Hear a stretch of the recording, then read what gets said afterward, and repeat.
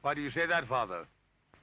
You aren't afraid, are you? No, but I respect some of the superstitions of others. Often they are founded in fact.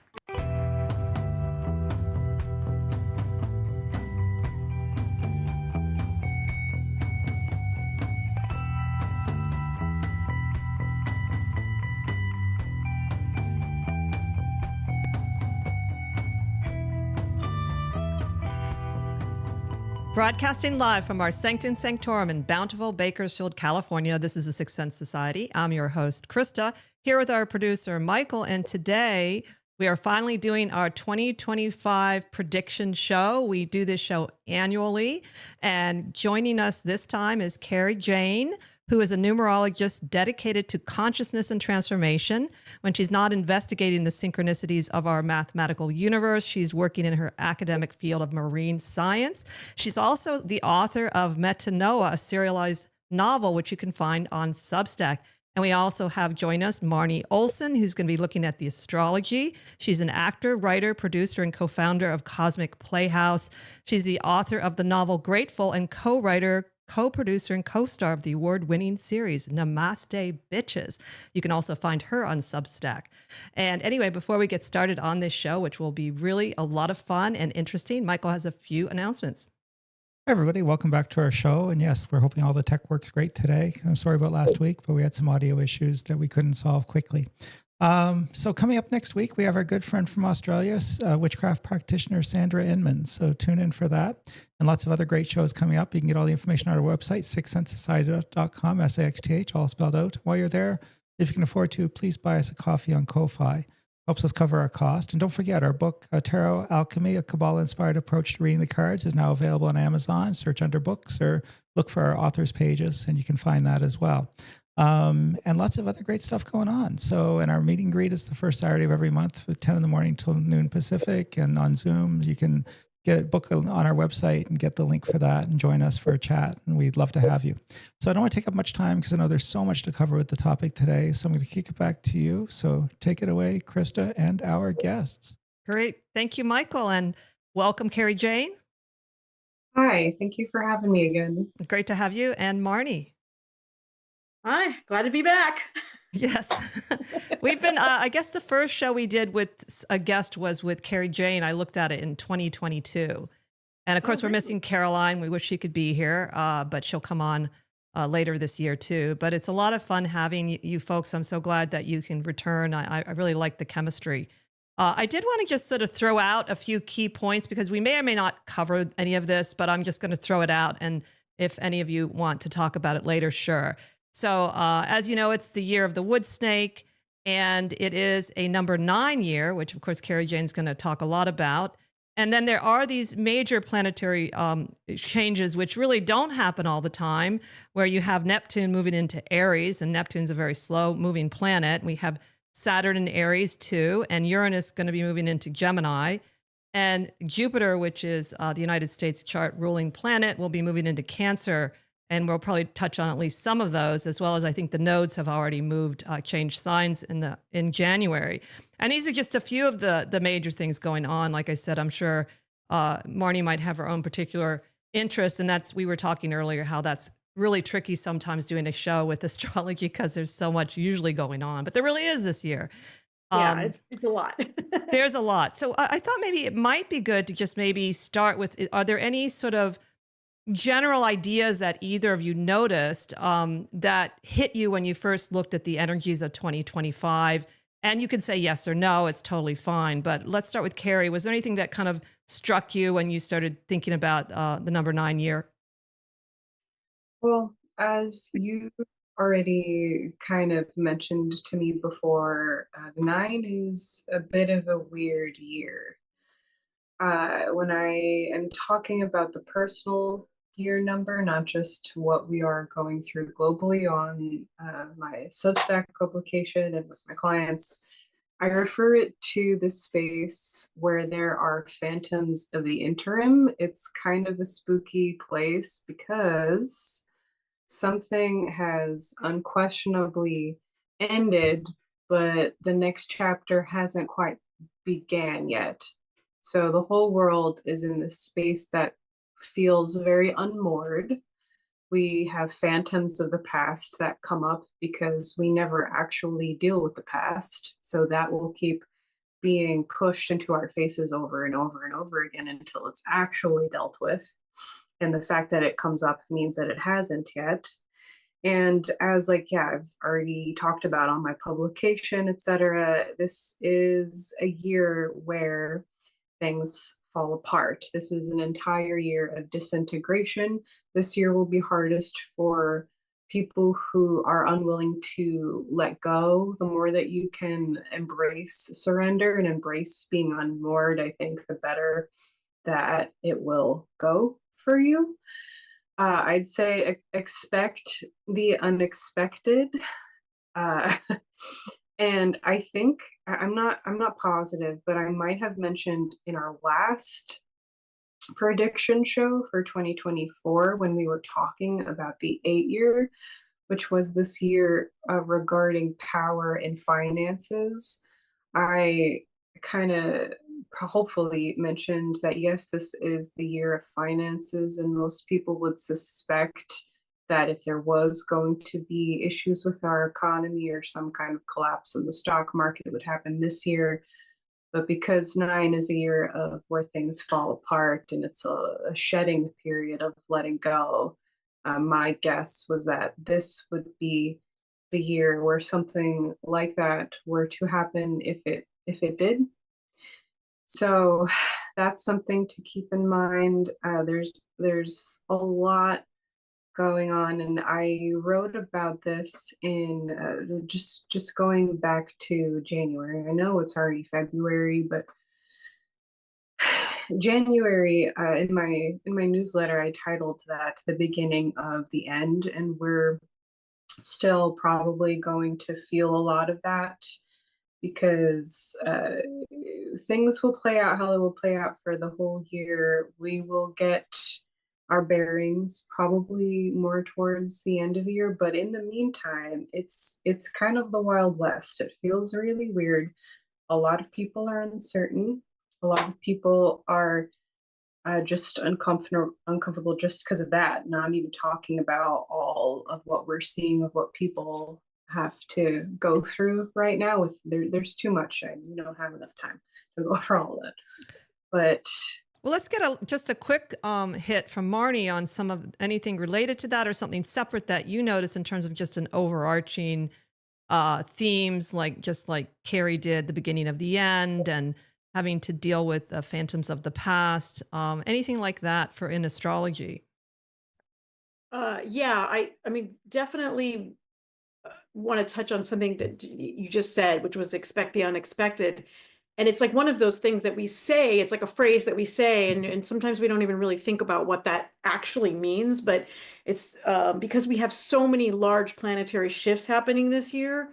In particular, Uranus is going into Gemini, and this is a massive, I mean, Uranus is the unexpected. Uranus is the planet of expect the unexpected. It's going into Gemini, which is very mercurial, and it's like that idea that you're not going to be able to get your footing because it's just going to shift again under your feet. So you just have to kind of be prepared for that, try to maintain your balance. But we have major shifts. We talked a lot last year about Pluto going into Aquarius, which is now, that's in. Pluto is now here. It is in Aquarius. We have no more dips back into Capricorn. We are here.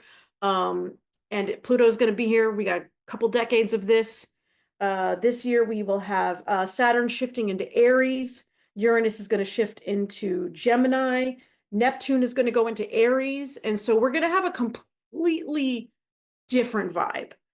But getting to that vibe is going to be a little bit of a rocky road. And I think especially, we can drill down a little bit more on that, but I think especially like in the next couple of weeks, we can expect some difficulties with, we've got a Mars is going direct, your Venus is going retrograde. We'll get a little bit more into that with as much as I have time for. But some of these big planetary lineups, basically they're forming these trines and sextiles and making these little triangles of, of contact that's going to really kick up a lot more during the summer. So I think that, like with Kerry saying something like, oh, towards the end of the year, it'll be totally different. It's like, I think that the summer is going to be kind of a rough ride. And as we're going to have to acclimate to whatever that new energy is. And not to fearmonger, but like some of the things that are happening with Neptune and Uranus are very evocative of war. And, I mean, it's civil war, big wars. There's going to be a lot of conflict, and I think we need to be prepared for that. I'm going to try to come up with some ways to make that sound a little bit more hopeful, but I mean, I don't know how else to say it. It's going to be a bumpy ride, guys. The only thing I would add to that is I did a little show in my Spell It Out on sort of the wood snake, because I like the totem, and I know a little bit about working with that totem because it's one of my totems. And so I came up with the phrase, because of the snake being about transmutation, not transformation, according to Jamie Sams, which is a different thing. Transmutation through fire. And transmutation, the concept of that is you work with directly the difficulties. So like in Vajrayana Buddhism, if you work with anger directly, you don't try to change it, improve it, dismiss it. There is this crystal clear wisdom that you get from it. So you're trying to get this sort of jewel out of working directly with these difficult energies. And I thought that's actually really helpful, that you can't escape these energies, that you may as well say, okay, how can we transmute them? So I feel like all of this, what Kerry says, what you're saying, even the wood snake, when I looked into it, and the snake, they kind of complement each other. And I'm not sure that's always true, but I think they really do this year in terms of the theme. So I could see why all of what you're saying, both of you, is really quite accurate. And the thing I wanted to say, Kerry, I wanted to ask you, are you, I'm sure you must be familiar with Tesla's 369, the number 369. And Yes. I did just a little research into it because that was Michael's Masonic Lodge number, 369. And 9 is mathematically so strange. Like, you add it up and you divide it and always reduces to 9. And Spooky. it is an odd number. It's spooky. So, It makes my job really easy, because whenever I come across a series of numbers and a bunch of 9s, yeah, you can just cross out the 9s and it reduces to the same, Right. the same digit. Yeah, and so because of that as well, what you should know about going through each month of this 9-year is that whatever the number month that we're in is actually also the cycle that we're going through globally. So for example, January is a 1 month, so is a 9-year 1 month. February is a 2 month, so it's 2 month. And it's really poetic and interesting how we end this 9-year cycle with just this kind of, I don't know what the right word is. It's like when things kind of fall into place and are aligned in such a way before we clear the board again and start again. But yeah, I might have said this before on your channel. I say it a lot on my platform. But just think of the 9-year cycles as a spiral moving upward. And you go 1, 2, 3, 4, 5, 6, 7, 8, 9, 1, 2, and that is repeating over and over and over again. And so you're perhaps moving what could appear to be linear, but if you were to choose a chapter within that spiral and kind of look down it as if you were looking down a barrel of some kind, you'd see things line up in a certain way. And so it's interesting to have that perspective as well, and to just put everything into context when I'm talking about, just the year that we're in, the year that came before, and the year that we're about to enter. And, when we get to these huge chapters, like the last step of a 9-year cycle, you have to think, well, what's going to happen now is going to set the stage for the next 9 years. So this is like going to be a decade process. And I think it's easier and it's more palatable for people to take it 1 year at a time, and that's fine. But there's a lot bigger things happening, and that's much more easier to explain and understand than astrology. So good luck, Marnie, explaining everything else happening on top of that. Well, no, I agree with you that one of the things we need to do as, I don't know, people in positions like us is look at the long view with the short view. And so I was wondering, so for instance, it was 2017, right, when this cycle began of this. And Donald Trump was in office. And what are the odds? I mean, for him to get back in office the way he did is unusual. Like usually you don't, get reelected if you're not reelected right after. So anyway, I was thinking about, do you ever, I didn't really do anything with this, but I get really kind of obsessive. And so I went back and I was saying, well, the last 100 years, when were the 9 cycles and when were the 1 cycles? And I just wrote them down. And I thought that even in numerology, like astrology, you could start taking that longer look to see what's building in the cycles of 9. And I agree with you that we want everything kind of all reduced into what's happening now, what's immediate. And yet neither of these systems, astrology and numerology, work like that. No, it's very, very big picture. And that's why it's so hard for numerologists and especially astrologers to digest that and then try to deliver that into a palatable package that makes sense to everybody. There's so much happening and it's like a clock. And one of my favorite astrologers, he refers to this whole thing as like, it's not like we are being dictated by the stars, etc. It's more like it's a mirror. It's like a holographic universe, and this is reflecting it back at us. It's not like we're lacking free will and we're cogs in a machine and this is how it goes. And that's what I think a lot of people think of astrology and numerology and things like that. They that's how they perceive it, and that's why they disagree with it. But I don't agree with that way of thinking about these subjects. It's universe is what's that quote? It's like it's not stranger than we think. It's stranger than how we can think. I like that. Yeah, I don't quote me on. Someone else said that. That's cool. Yeah, so not even 2017, going back to 2016, and even just taking a step back from numerology and all that, I felt a very, very heavy dark shift happen in 2016, and I think I felt that too. Right? Like you walk outside and your neighbors are just like, "No, I'm a Nazi now, and I hate you." They're like, and it's cool now. Like you used to have to keep it on the DL, but now I can just be a Nazi. Like I can openly hate you now. I'm like, hello. That is true. Yeah, when I thought the only thing I did was went, what was our last 9 year? Oh God. And then I just was like, I don't want to think about that. No, I'll let Kerry do that one. 2016 was a very, like I said, just not even talking about numerology at all. I felt physically ill from like right when that year was about to begin and a little bit after that. And then I had like this, again, this is not related to numerology and I'm sorry, but I think some people can like relate to this, but right like at the beginning of 2020, and that was a 4 year, so that was like a resource year, an obstacle year.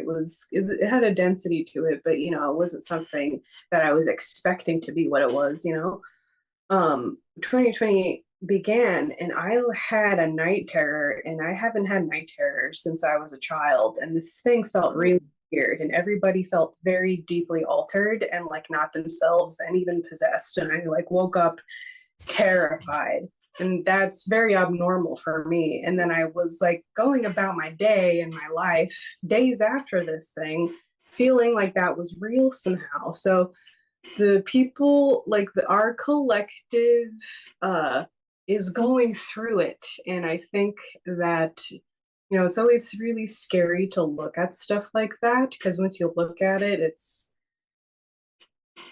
It's a lot. It's a lot to take on, but I think that the second that you do have the courage to look at us as a whole, truly with honest eyes, the faster it can transform and change. Which, like I've talked about before, is my entire platform. Is if as long as you keep looking at it, it can't remain the same. It has to change into something else. So have the courage to look at it. We need you all to look at it, and don't look at it for too long because you can become that. But if this you're hearing this and you're resonating with it, you're probably somebody who can be like, okay, this is what's happening now. We have to purge. This is going to be uncomfortable. I'm going to surrender to this situation. And pain is medicine sometimes, as uncomfortable as it is, and move through it and let it move through you, and be done with it actually. But the longer that we try to like ignore stuff, push things away, I don't know, just looking at history, I don't know how that will help us. It won't. It won't. You're right about that. It won't.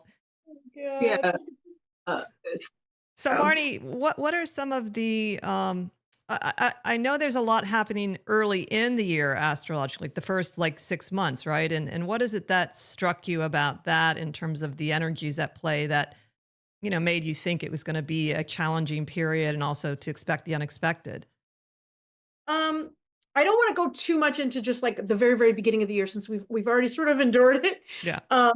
But like even today or tomorrow, actually, I think is the full moon, but we're already in that energy, and it's like the full moon is it's at 20, I think 20 what did I say, 23, 24 degrees, and so and it's Aquarius Leo, it's being squared by Uranus, and so there's a lot of these kind of these sort of set off points, and I'm very worried about some of what these set off points are going to look like. We're going to have Mars is going to go direct in Cancer on February 24th, and then Venus goes retrograde on March 1st or 2nd in Aries. So I think that we're going to continue to see more. We've seen some of this already. A lot of this there's a lot going to be a lot more of this gender tension, like with women's rights and men being like, no, we need to be in charge. I think it's interesting that Mars is going direct in Cancer, which is associated with a more feminine sign, and Venus is going retrograde in Aries, which is a more masculine sign. I think there's going to be a lot of this war is very much about that. And even if it's not necessarily, always men versus women, but I think it gets into like transgender rights and queer rights and all of these kinds of things. I think that that's realistically going to escalate. I think with Venus retrograde, to keep it a little bit lighter, it's like Venus retrograde is also like, as you think of like the Barbie summer, it's like you think of like, I would say like the very next day are the Oscars. We're going to probably see films like, Honora, and The Substance, do well, like people who, women-based projects are probably gonna like, be more important. But then you look at Venus retrogrades and in history, and it's like, Venus was in retrograde in January 2017, when the Trump protest, the Women's March happened. Right. And it was one of the biggest protests we've ever seen. Venus was retrograde during the George Floyd protests. Like it's very much this energy. And I think with that Cancer and the Aries and the Venus and the Mars and the direct and the retrograde, this is all going to escalate. And so I think the next couple months are going to be pretty bumpy with that. And then we also, of course, have some full moons. We've got some eclipses this year. And as you talked a little bit about, the nodes are shifting. So we're going to start seeing eclipses in like Virgo Pisces instead of in Aries Libra. But we have an eclipse then on March 13th. It's either the 13th or the 14th, depending on the exact moment of, where you live. But and then another and that's going to be a lunar eclipse. So I think the next couple of months, we're going to see more of that. By the time we get into May, when Saturn goes into Aries, And then we're gonna start seeing the bigger planetary shifts. And I would say that, like, you know, obviously, as I discussed, Uranus going into Gemini, I mean, when Uranus was in Gemini, and just in terms of the United States, Uranus was in Gemini during the Revolutionary War, the Civil War, and World War II. So, Well, we have maybe it's a Uranus. coincidence. Well, no, we have Uranus in Gemini on the descendant in the chart. Yes, and I was going to say, so like, that does really impact the U.S. Yeah, our descendant is, you know, the United States Sibley chart has Sagittarius rising at 2 degrees, so that makes the descendant 2 degrees of Gemini. So we are going to see that Uranus is going to set off that descendant ascendant line. And I think that that's even more indicative of, I mean, it's obviously, it's like the individual versus the other, it's open enemies. It's like, you know, I think that we're kind of, in terms of vibe and technology and all of that, we're kind of already in a civil war. And it may be that the kind of war that we have now isn't necessarily boots on the ground and it's more online, but, you know, I wouldn't discount boots on the ground either. Do you want to hear something hopeful but sad? Yeah. I just, I have that moon in Gemini, so my mind goes everywhere when I research. And I said, well, let me look at wars, because I was reading about Neptune and Aries being, connected to civil wars. And I said, well, is that really true or not? So I just looked up, I wanted to see how many wars there were. And I found this statistic where in 20th century alone, there was only 1 year where there wasn't a war somewhere. I said, okay, so war really isn't such a big deal. We have it all the time. I mean, I was a little bit shocked. I mean, I obviously there were different types of wars, and probably what you'd be looking at, like from what I can tell, I read a kind of an interesting article about Neptune and Aries. I'll talk about a little about what types of wars happen, though there's a lot of stuff about Christianity that happens in Neptune and Aries that is really interesting. Over since like 400 BC. This woman did, I'll share her information later, like I said. But so in a way, I don't know why that made me relax a little bit, because I realized that we're just a species that likes conflict. And that's not to say that one should not, want to stop it and protest and all of that, because certainly that helps a lot. But anyway, I thought in a way it's not a big deal, because we are always fighting somewhere. Neptune and Aries, though, it's like the thing about Neptune is that it's a place of myth. It's a place of, idealization, like you romanticize things, you idealize them. And so there's an idealization of war that's why it's easy to slip into it, because you have this almost like you have enough, Neptune's full cycle is like 165 years. So in that period, if you have someone who's like enduring this wartime, 165 years later, they're not there to say, hey, that totally sucked, maybe don't do it. It's like you can look back and go, oh, these heroes were like fighting, and you can sort of idealize, the heroics of war, as opposed to the reality of like how much it can totally suck when you're the one in it, Yeah. Yeah, Frodo said it well. Yeah. Yes. I don't remember the exact quote, but no, you're right. That's a great point about over idealizing war, because that is a problem. And then it seems like, since you're talking a little bit about Neptune and Aries, it seems like you could have like individuals creating major conflicts, like in just one person, because Aries being more of the individual, and not just a collective energy. Right, an actual leader. Like a leader. And I don't know. And I guess the movies still sometimes romanticize war a little too much, or series, though. If you watch documentaries, that they don't necessarily do that. So. And we also do have in the summer and fall, then with Saturn going into Aries, Saturn is going to be in conjunction to Neptune. So that adds to the fact that Saturn makes things real. It's not just pretend anymore. It's real now. It's concrete. It's happening. And then you have that, like with Saturn and Neptune, they are very, very different. And it's like, that is this a dream? Is this perception, or is this concrete reality? And you're kind of going back and forth between that. And I think we're going to see even more of that, the loss of Neptune it requires a certain amount of belief and faith, and Saturn is skeptical and like, I don't know. Let's see, is that real? Like, so I think we're going to see some more of that, like sort of religious and spirituality side of things, and then the just the skepticism and the I'm not so sure about it. And I need concrete. I need facts, and that kind of war is going to continue to go on as well. Do you think that Neptune and Aries could create new cults or new religions? I think Neptune kind of dictates where our cults are. And, with Neptune leaving Pisces, I kind of wonder if the Christian cult that's trying so hard to grab power now, it's like, that's kind of probably on the way out. And hopefully it's not going to be a cult of war, but it could be the cult of, the individual. I don't know. But yeah, I think Neptune kind of shifts our belief systems. Mm-hmm. What we can believe in that isn't necessarily concrete. Sure, sure.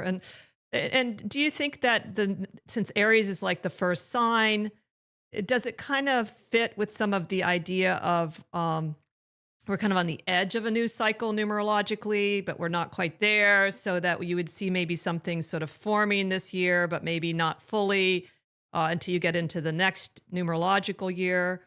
Do you think that? Yeah, might because we're going to have complement with what we went through just now with Pluto, with any planet, you get those retrogrades. So I think that, the fact that we're in a 9-year, and then also Neptune, Neptune is a Pisces ruled sign, and it's leaving Pisces. So that's the end.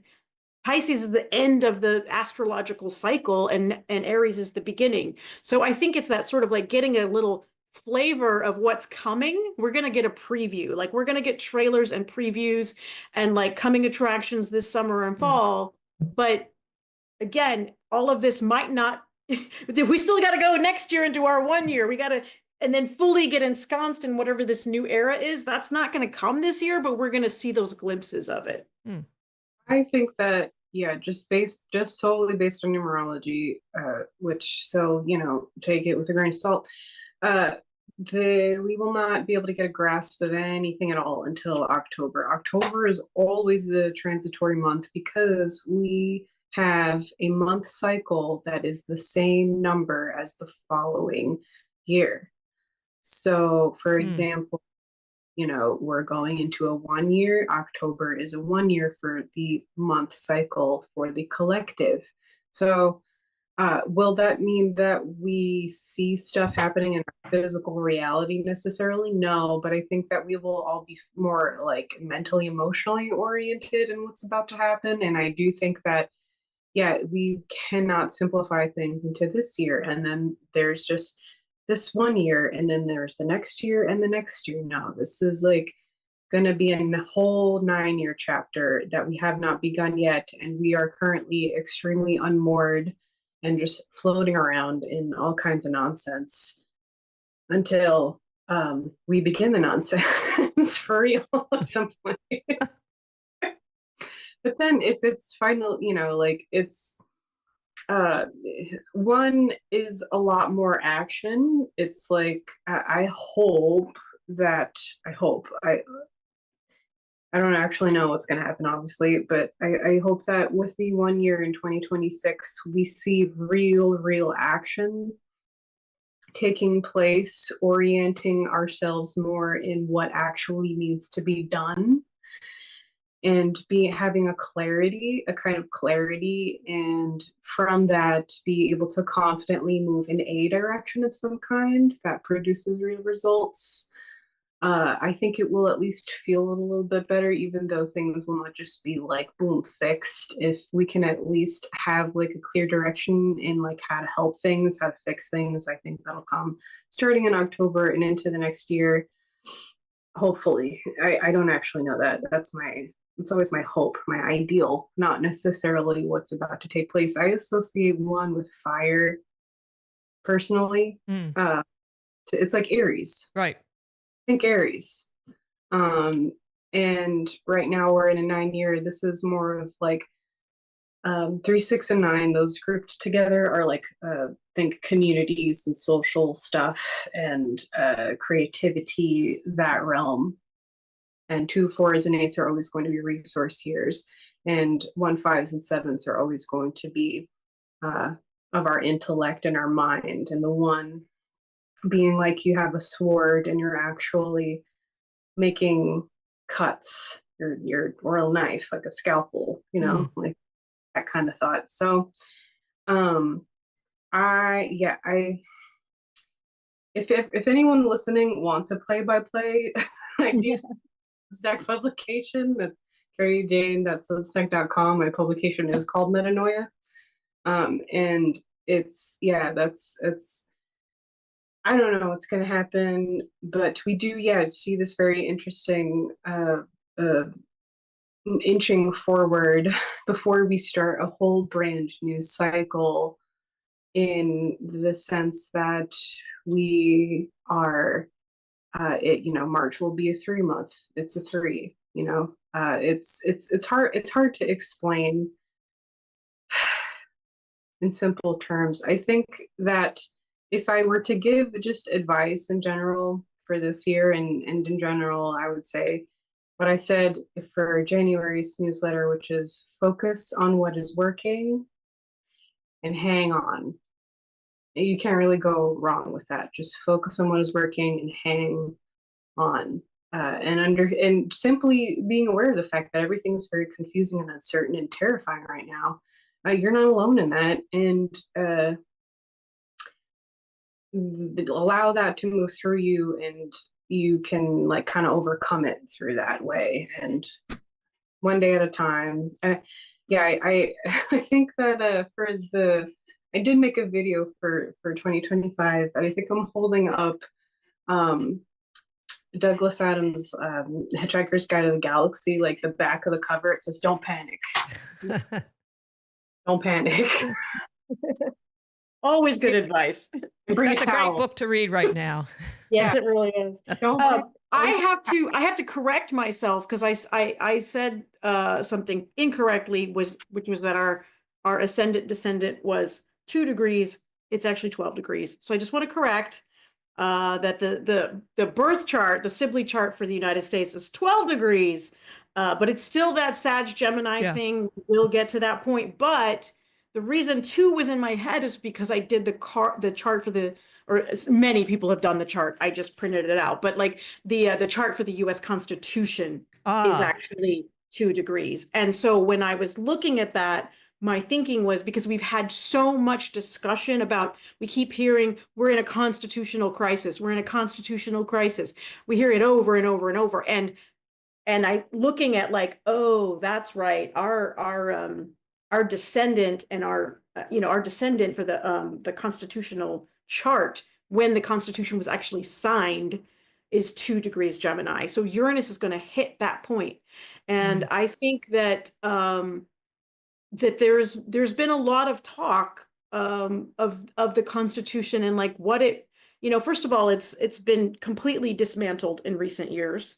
But it's also one of those things that this document it's evolved and changed over the years. There's been so many amendments added to it, and we haven't really added anything in a while. But now it's like the questions of, who does the Constitution really apply to? Who does it really, does it really benefit all of us anymore? Maybe it does need to be changed, but is the best way to change it to completely tear it down? Because that seems to be what's happening. And I think that crisis is going to continue and probably escalate. And I would say over the next couple of years, definitely reach a critical mass of like really questioning what if anything is salvageable. I think the issue currently, just recently being like the last 50 years or so, maybe more, like we've had a constitution and laws, but they don't really apply to businesses. Right. They don't apply to business, but they only apply to like some people. Yeah. So we need to address that. So like we do have some kind of a solid rule book. Like a lot of it makes sense. Perhaps a lot of it could be amended and changed, but the rules don't apply to everybody here, do they? No, there's 2 sets or at least 2 sets of rules. But yeah, the benefits and the punishments only apply to certain Groups And of that group of people knows that. Mhm. Mhm. And so how they're able to do that. So I don't know what changes that, except like I've said before, I think that the only way anything actually changes is that we starve this machine to death, render it obsolete. That will require a fundamental change in humanity that I'm not convinced from what I've seen we're capable of. I know a lot of people are, but enough to actually shift the tides, I don't know. We keep like feeding it's like it's kind of like when before this podcast, Marnie, when you were saying like, yeah, like something isn't working, right? So say like meta, so we all get up and we leave, but then the same problem just happens all over again. It's because we having short-term solutions to things without actually solving the real problem at its source. Right. And crazy would have to happen to actually fix all this, and I don't know that that will happen in my lifetime, to be completely honest. Oh, I don't think it will. I think that the problem with being a human being is that we live shorter lives than the way the planets move and the way evolution happens. And how could we possibly understand these deep, long trends? I mean, like I was thinking about that today. It's because we have a shorter life. And so Right. we think in that way, and that's good that we think in that way. And then the other thing I remember reading once about the ego is one reason it's not good to constantly change is it would break you down. That psychologically you want sort of increments of change, or you can have psychosis, and that you do need a certain amount of time to process the things. And I thought, well, that kind of makes some sense to me. That so you don't go mad and that you don't understand it. So I think one of the things that might be good, you were talking about surrendering earlier, Kerry, and I just went through a 9-year, and it was a strange year. And I had things dissolved that I really wanted to dissolve, but it still was very, that's when we moved to Bakersfield after being in Venice for 27 years and all kinds of things, both apparently positive and apparently negative. And you just had to kind of, okay, let's go along with the ride now. And it turned out fine. But one of the things that I learned about the 9 based on Kabbalah is the 9 doesn't care how you feel in the Kabbalah. It's part of the middle pillar. The middle pillar, Michael and I think, is about doing what you need to do, whether it's, or having the right opportunities. You may love it, you may hate it. And so what I learned to do is not to get too emotional about things, because obviously we want to feel our emotions. They're very good.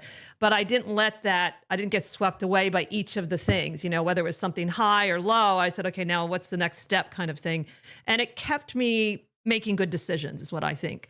So to me, the 9 is also about just being prepared to do what is necessary, even if it's uncomfortable, or it could be something blissful, but you don't want to be carried into the bliss either.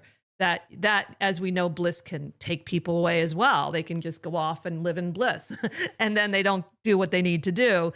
So that was my experience of the 9 very recently. So obviously I've gone through the 9-year more than once, but it just happened to be fresh. And I agree with you about learning to kind of surrender somewhat to some of the things that, I don't think anything ever completely breaks down. Because it just breaks down somewhat. So if you look at like Pluto and Capricorn, 2008, it looked like the banks were going to go away, but they didn't. But things did happen financially. There were things that were broken through, and you have other forms of money rising. And so I think that's another thing that we as humans have the need to have these like endings, that's why I watch movies, because it has a clear ending. Okay, I can see what's happening. I feel good now. I know what the ending is. So we have that need, but I don't know in reality that happens that often. Yeah, I mean, technically 9 is associated with endings. It's kind of like a type of graduation, but yes, absolutely. And the 8-year did teach us a lot about power. And so what's the result of that? The lesson that we learned about power. Oh, it's this entire year where things fall apart. That's what comes after that. Right, exactly. All that power. If it's in the wrong hands, and it seems like power, it always ends up in the wrong hands, because I don't know. I guess I'm feeling really, really depleted right now, but I no, for sure. I actually just wrote a post about this on my Substack called God's Monsters, and it explores power, and it's a journal entry. It's under that kind of section in my publication, but really, it's yeah, power. I think what I wrote in that piece is that fake power is always intimidated by real power, and it's going to just try to destroy it. And I think that we've all been like falsely under this illusion that fake power is real power. But I'm telling you, if it was real power, it wouldn't be this threatened by things like women and minorities, etc. Sure. yeah, exactly. Like they would not be threatened Yeah, by some transgender girl playing soccer if they had real power. Like, come on. exactly. It's ridiculous. Exactly. And it's just like this whole there's so much to talk about, that this like illusory existence of just like, and then some people, yeah, do wake up to that, like, oh my God, this the reason why these people are fighting for power so much is that they are in fact very weak, cowardice individuals. And that's what creates, I think, in my opinion, this need to have like a master subject tyranny. Mm. And it comes up in the Christian nationalist fascism type of situation that we're seeing in America, but it manifests itself in a number of ways too. It doesn't have to just be that. And it's a weakness. These people are weak, and so they are seeking out a fake power because real power threatens them.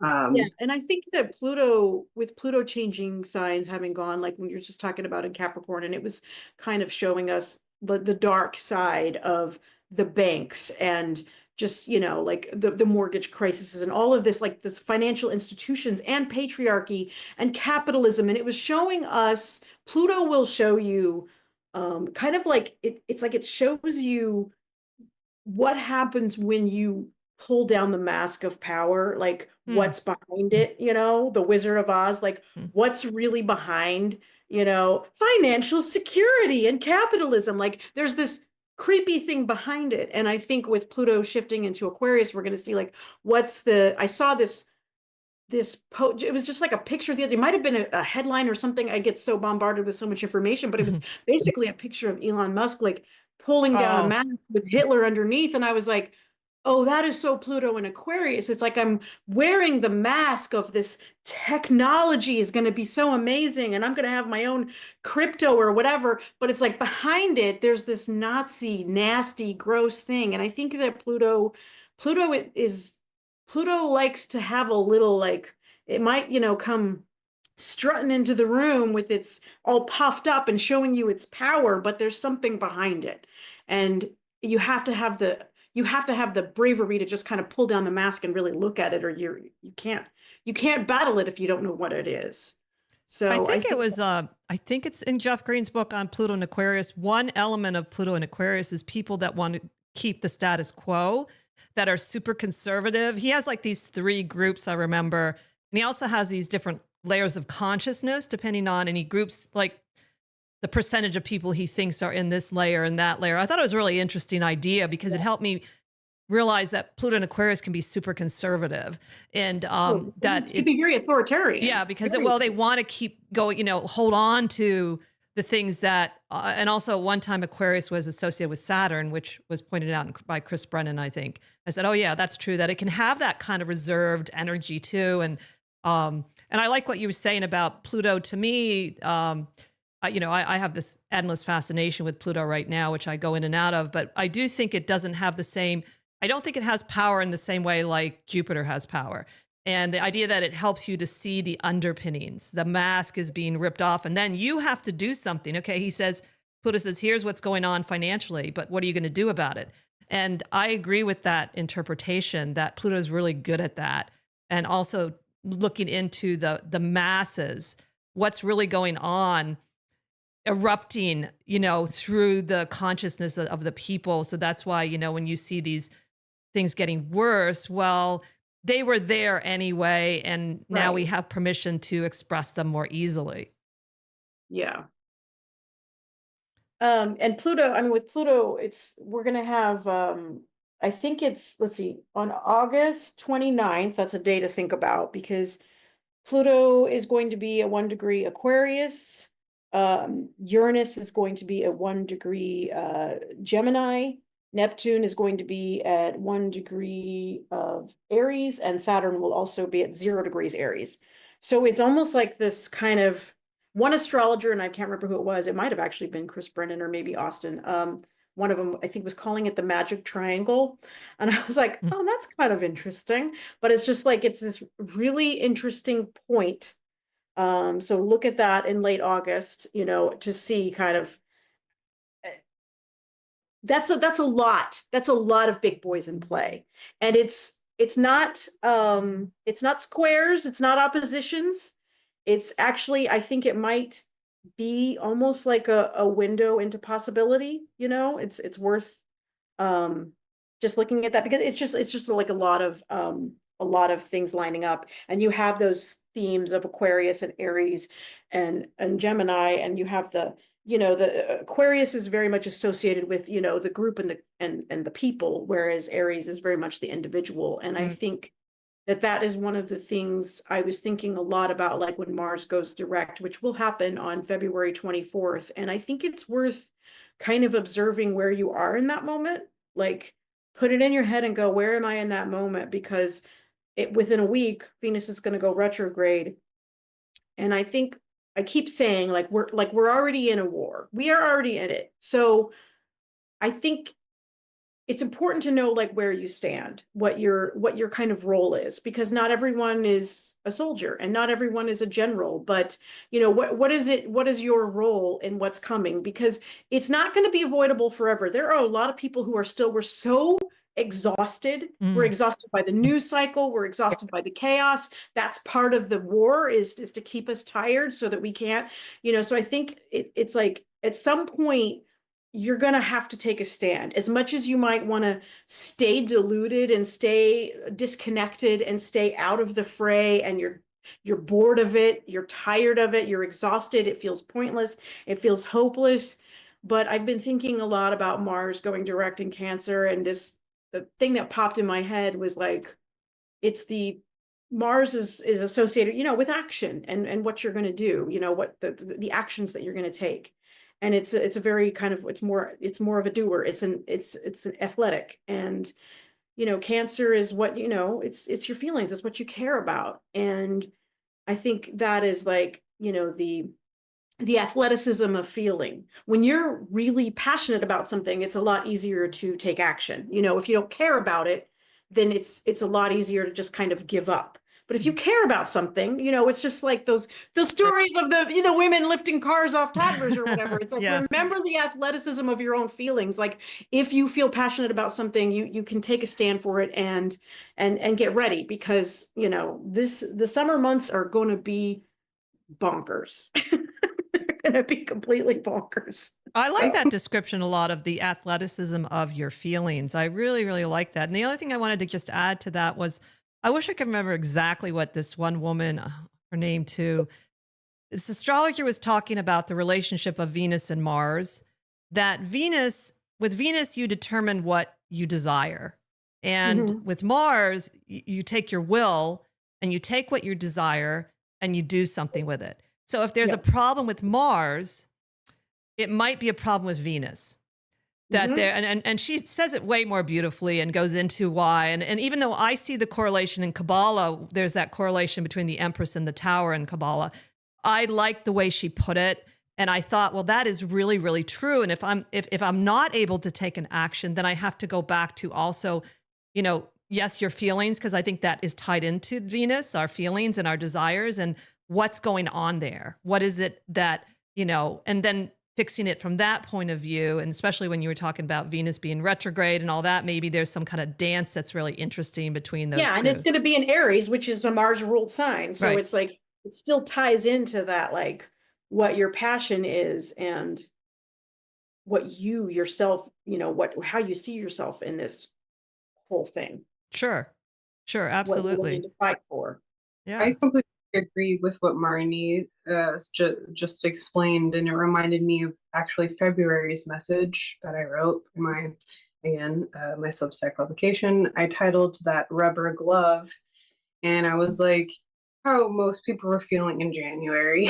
And I was, just kind of tossing and turning in my bed, and I all of a sudden felt like there was a rubber glove around every neuron in my body. I was immediately given this like image of my last work assignment where, yeah, I work in mostly fisheries, sometimes other areas, and at the specific job that I had, you had the option to wear gloves, but I think that that inhibited you from doing the job right because it cuts you off from the tactile feedback of what you're doing and all the details that are necessary to do your job right. So as much as you want to put on the rubber glove because the water is freezing, and to some people the fish feel icky and it's early, it's like 5 a.m., you should sometimes just not wear the rubber glove because at the end of the day, the job will not be done right and it'll be more work than it's supposed to be because of, and I think, and it's, but at the same time, totally understandable for everybody to be feeling like that. Like we have been attacked, like, uh, mentally, through every avenue. It's not just like we go on social media and we have to contend with it. Like we really, a lot of us are struggling within our own personal lives because of everything that's happening right now. A lot of us are worried about money, we're struggling, we're trying to figure things out. So I get it. I'm not saying like that's not how you should be feeling right now. It's totally natural. But just be aware of that was, yes, intentional, potentially an intentional situation where we're all too numbed out to actually deal with this situation the way that it needs to be. And I think simply being aware of that, just simply having the consciousness of being aware of what's happening while it's happening can get you through that, I think, anyway. Yeah. So, sort of adding to what you're saying, Kerry, when I did throw the I Ching this year for the first time, and I talked mostly on my show, so I just want to mention it here. But it gave some excellent advice, and that's why I like the I Ching. It's very good at advice, and one was sort of taking the long view, and another was one of the lines. It said, "Any excess or insufficiency represents deviation and is not right." And it repeated twice in 2 areas about walking on the central path. And so when I find myself sort of overreacting to some sort of news story, I actually have started thinking about this. And it does seem to be that the I Ching advises to respond accordingly, like that you don't have necessarily a set plan according to what the action requires, because it can be either overdone or underdone. I thought that was really fascinating. And I said, that makes some sense to me, because some things might just be a complete distraction. And then you're overreacting to something that really doesn't matter. Meanwhile, something else is happening. And so I thought it was a very, very good advice. And I wanted to share that. And the idea of walking down the center path, also meaning that we ourselves have to have some balance in our life, that we have to find a way to take care of ourselves too, and take care of our needs, so we don't, like you both have pointed out, remain exhausted because of the onslaught, because that's part of the game plan. So we can't let that happen to us. Yeah. Excellent point and advice. That's exactly, yes. Yeah. So Marnie, I did want to ask you a little bit more about Uranus and Gemini, because I know some astrologers see it as the higher mind, sort of associated with Mercury. And would that not increase the onslaught of over messaging, or, this, as we go through Uranus and Gemini? I have Moon in Gemini, so I know a little bit how Gemini works and how that can really speed you up. And then Uranus seems like it could also do that, but also the way the internet operates could be affected. Yeah, I think that there could be, I've been reading a lot about, just like even with all the stuff that all the technological stuff, which Uranus is associated with technology and the internet and AI and all of this stuff, and like what, just like a literal drain on electricity. Like we're draining the electrical grid so hardcore, and I think we're going to see some of that, like I think we're going to have more of that kind of like, you know, blackouts and brownouts and powerouts and things like that. I think we're going to see more of that. I also think as much as we're getting already an onslaught of information, I do worry that that's going to be, it's something to think about, of like that quick to react thing, you know, that mentally, that jump to conclusions, that quick reaction to the onslaught of information, and trying to manage your thoughts a little bit on that. Like we might need to think about ways that we can push back through, like, you know, literal breathing exercises or meditation or anything.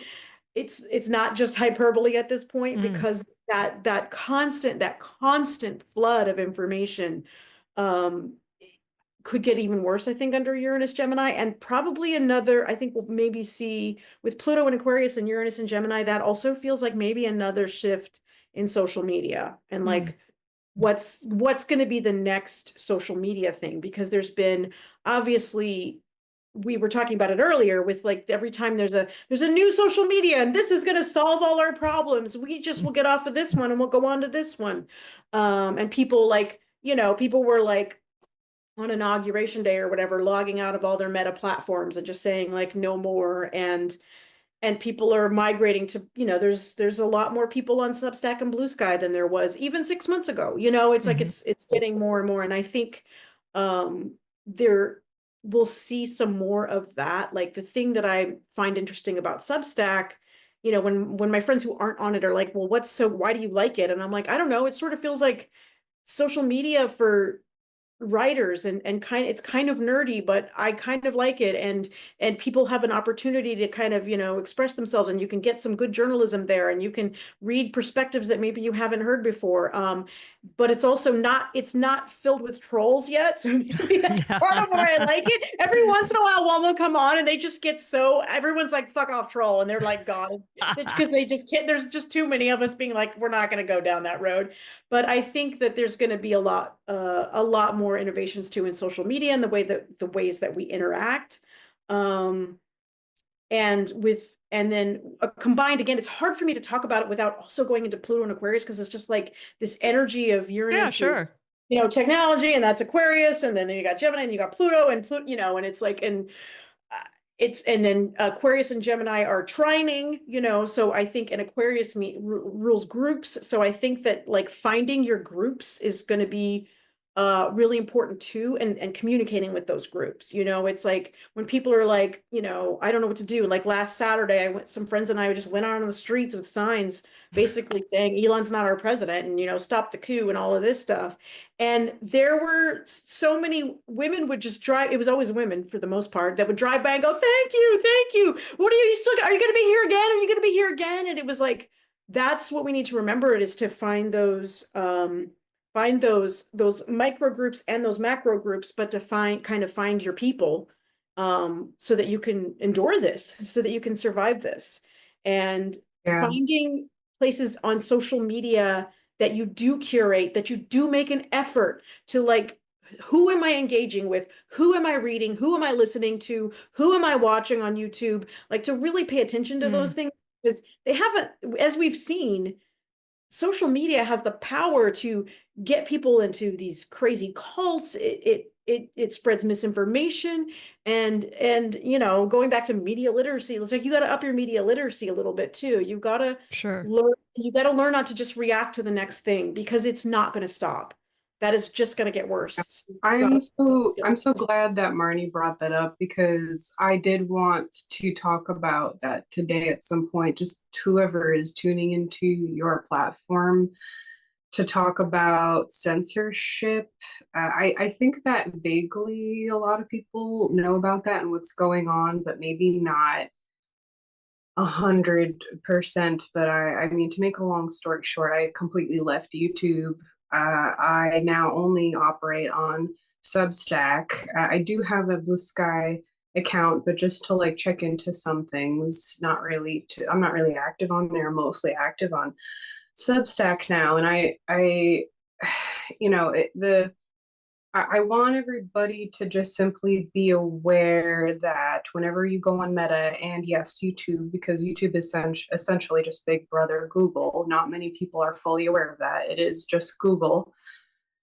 They have curated an environment for us, and you might, if you're lucky, be able to find things in your area of interests for sure. But you have to understand that it's still a very, it is very curated, like a very, it's censored. I don't know how else to say it. Like, and I realized that that's what was happening with my channel.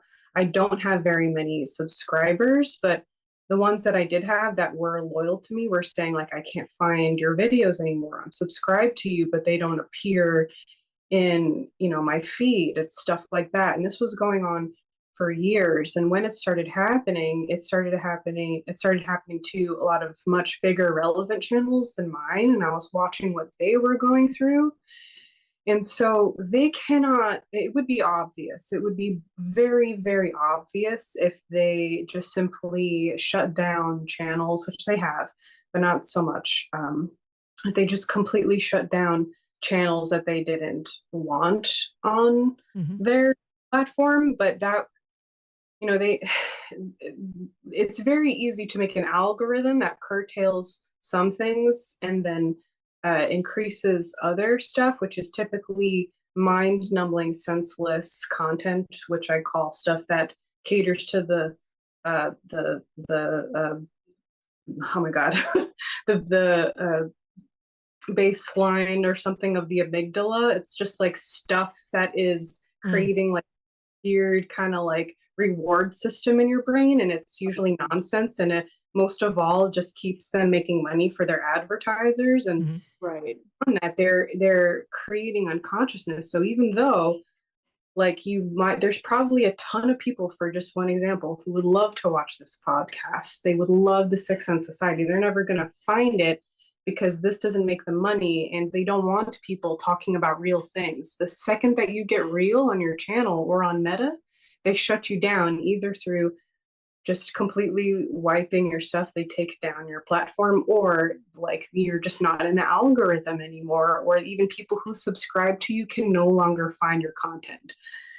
Yeah. So the main reason why I left YouTube and went to Substack, and by the way, they do have other media capabilities. You can have a podcast on there. I don't know if you've ever would consider. You got to do what works for you.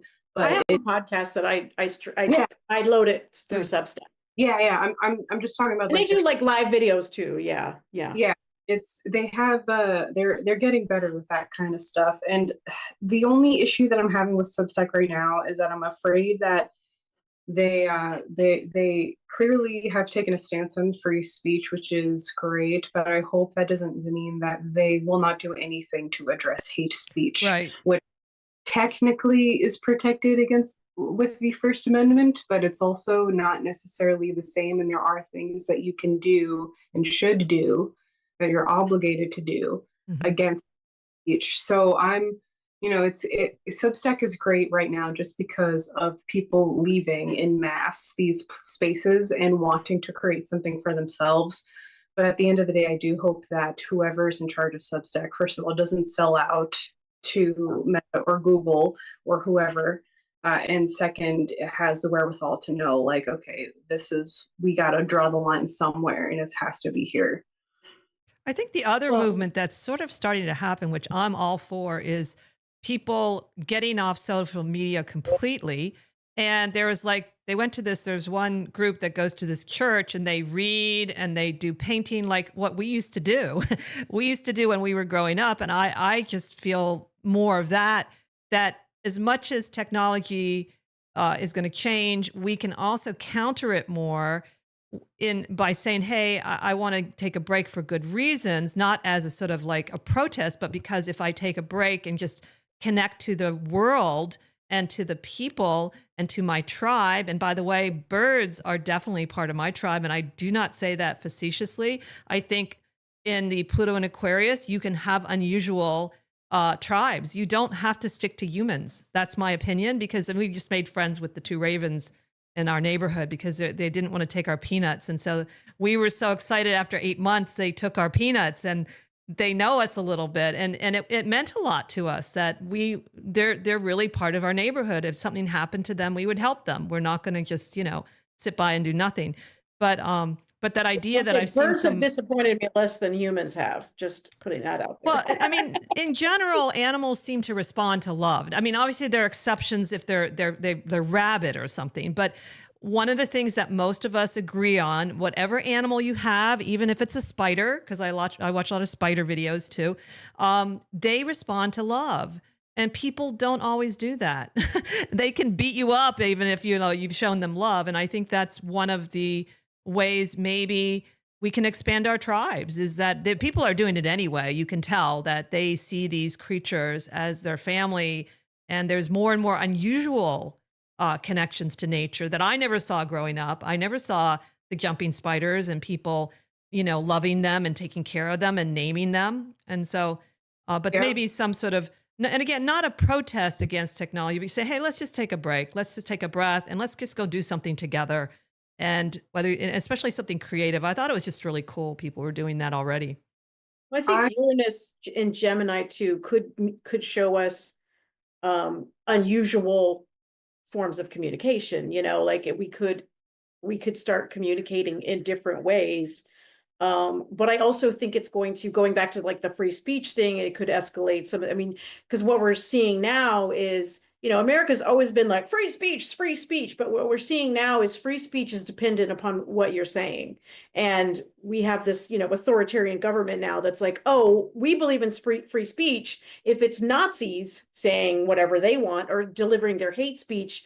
But if it's someone saying their pronouns, well, we got to shut that down. Like that doesn't actually qualify under free speech. So I think that with Uranus and Gemini, there's going to be some more heat on issues of free speech. And I think there's also going to be, we're going to also have to find ways to communicate, because we also, with social media and all of these platforms and all of these things and texting and all of the things that we're doing, it's like a lot of people are like, well, now I'm kind of afraid of being watched and being watched or being censored or being attacked or being imprisoned or being told I can't say this thing or whatever. So I think that we're going to be seeing some evolution and some changes in the way that we communicate with each other. And those are good points. We might have to get creative in how we communicate with each other. Maybe we go back to, carrier pigeons. I don't know. That would be interesting. There probably could be a movement of that too, So, but then the other thing I wanted to sort of mention, maybe in passing, if we could talk a little bit about, is that Jupiter being in Cancer. Now, this is specific to the United States for two reasons. One, Jupiter is our ruling planet, according to the Sibley chart and a couple other charts.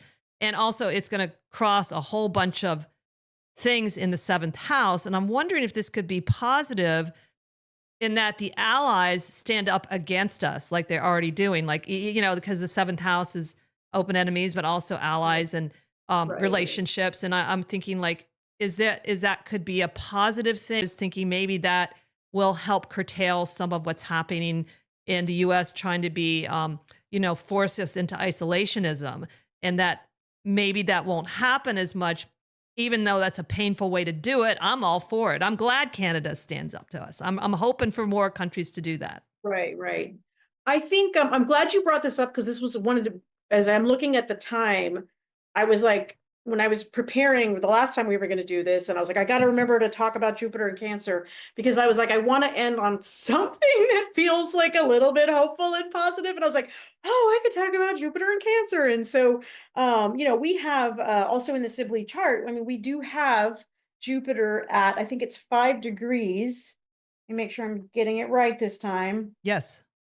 Is it 5 degrees? I think mine is slightly different from the Sibley. Mine is close to the Sibley. It's like 5:56 in mine. It's like almost 6 degrees. Yeah. So 5 or 6 degrees Jupiter in Cancer. So that means this year we're going to be having, a Jupiter return. Now, a Jupiter return is something you have every 12 years, right? That's the Jupiter cycle. So every 12 years there's a Jupiter return in your natal chart, in whatever. But in the US chart, our Jupiter is Cancer.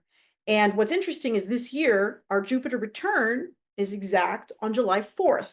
Kind of Oh. interesting. Yeah, like little interesting timing there.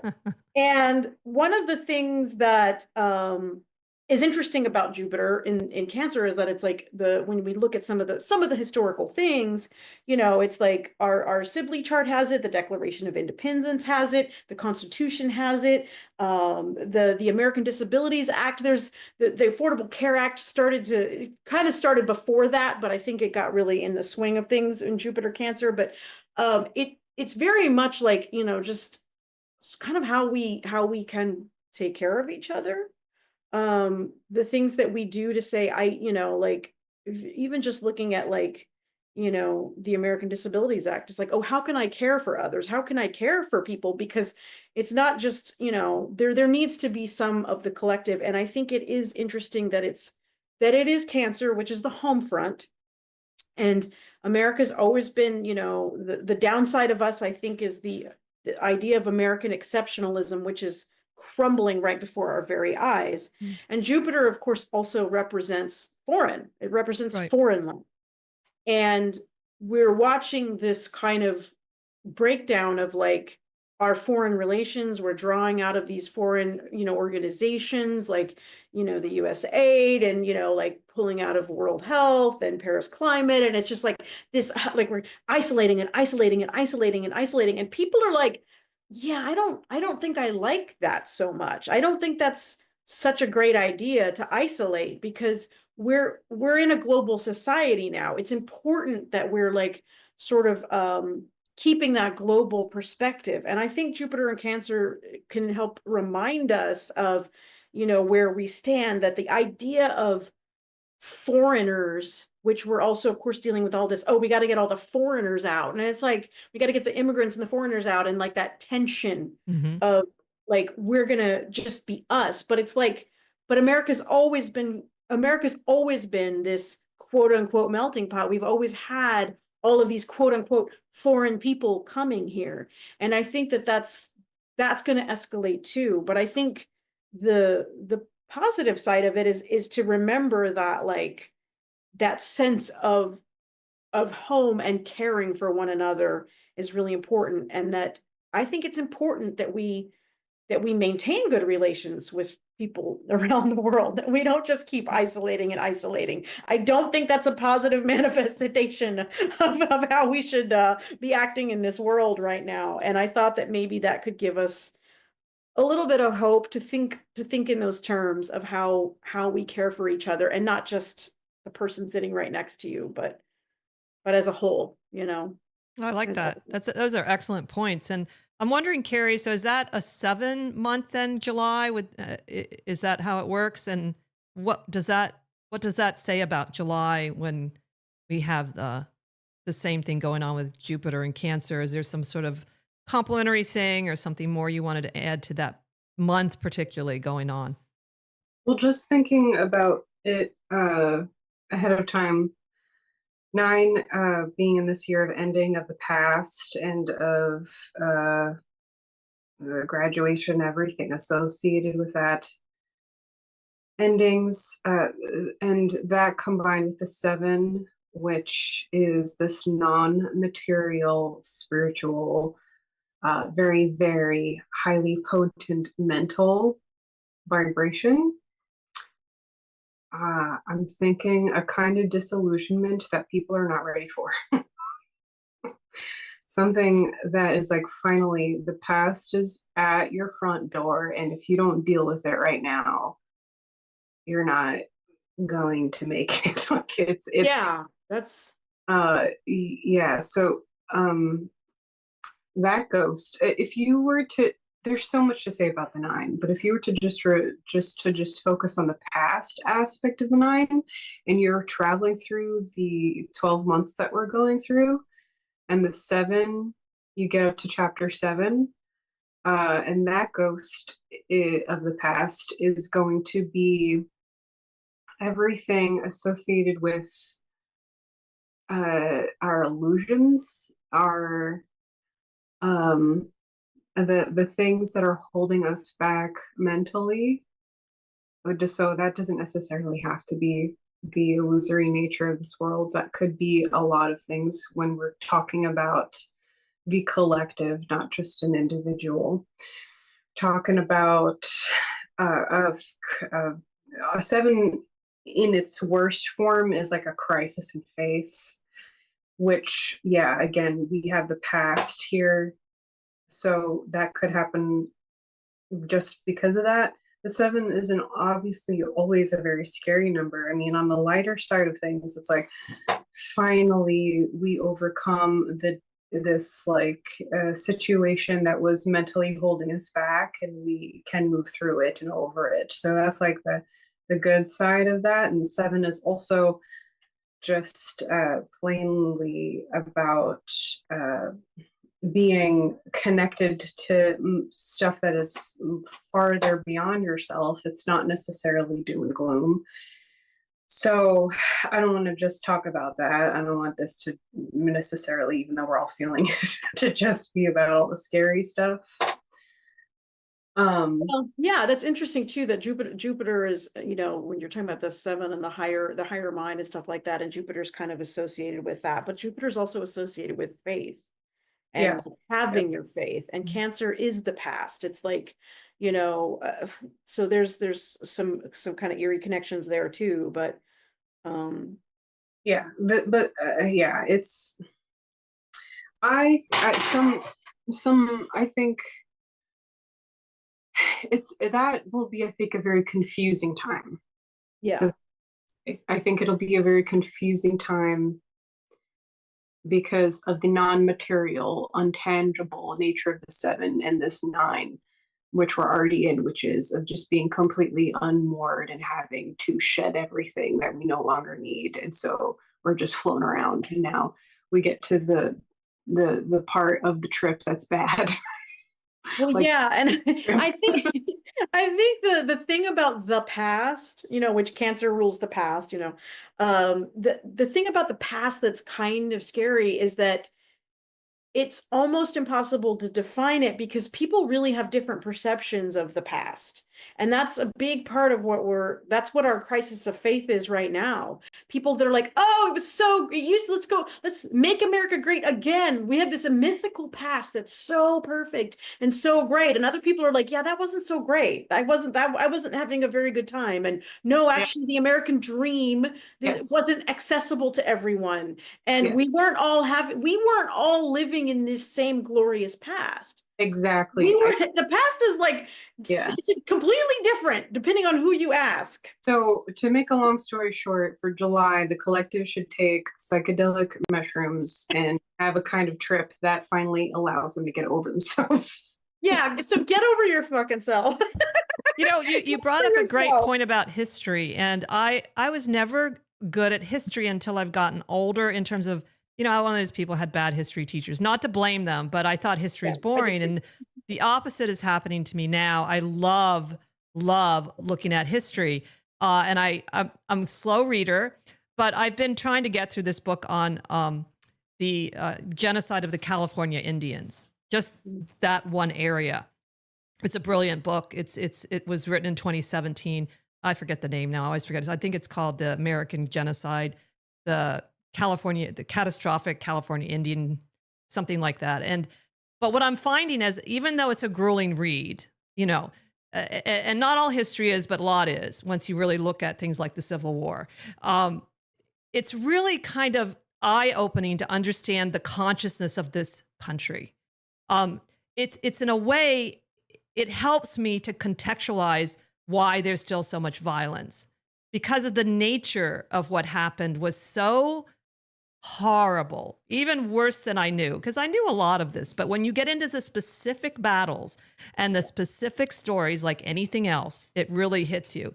And this idea of history being needed to be told from different viewpoints, even astrologically, I realized, like, how accurate is it for me to go back and look at history when history has only been written by certain peoples? Like, Exactly. I don't know even how to get to some of the history of Native American people. And I said, how can you then deduce that the cycle is accurate, because we've only looking at it from this one viewpoint?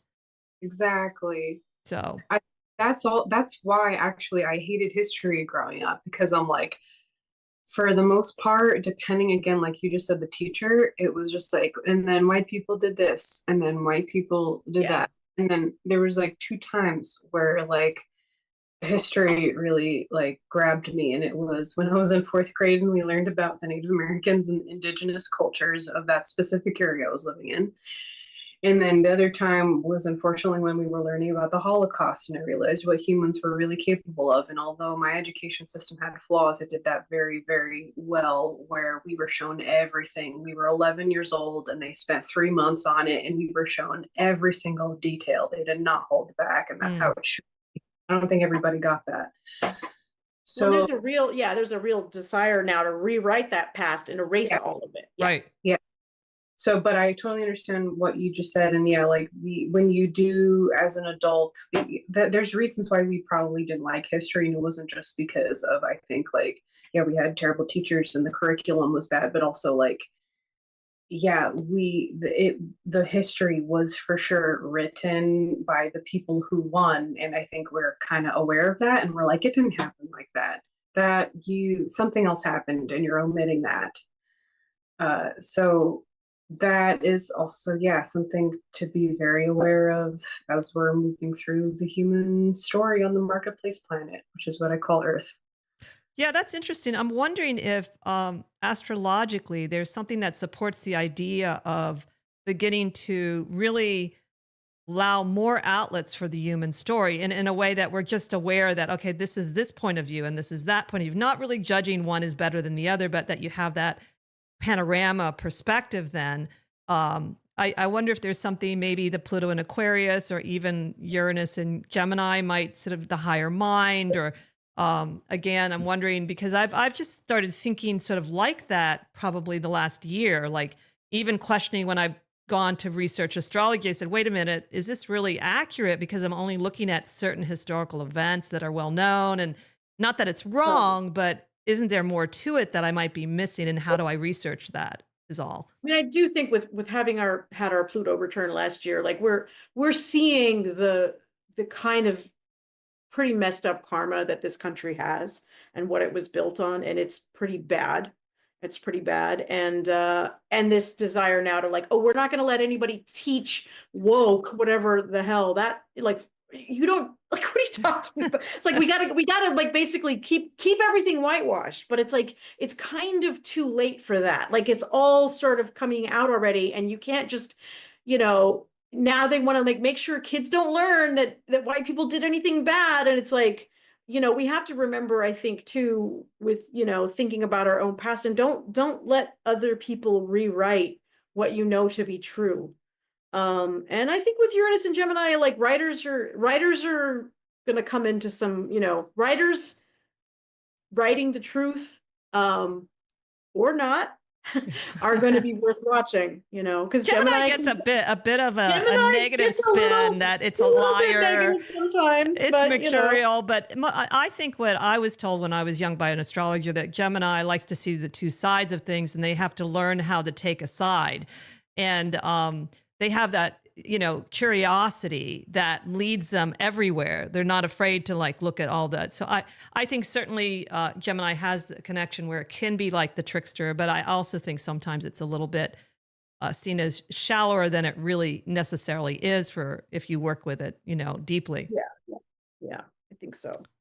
So we're getting close. We have just a couple minutes. So is there any sort of last piece of advice or anything on your mind you wanted to say on the program today? Either of you, any of you want to start? I don't want to put a person on the spot, but I think I'll have to. So I'll put Kerry on the spot so we don't have dead air. Wait, put somebody on this, because I'm like, what am I going to say? There's so much still, but I can't. Yeah. I feel like I already said it. I hope that I was able to convey in this show that you just simply being aware of what's happening while it's happening, focus on what is working and hang on. A little bit of let go or be dragged here. So it's hard, but you're not the only one going through it. If you want to play by play, subscribe to Vanilla on Substack, kerryjane.substack.com.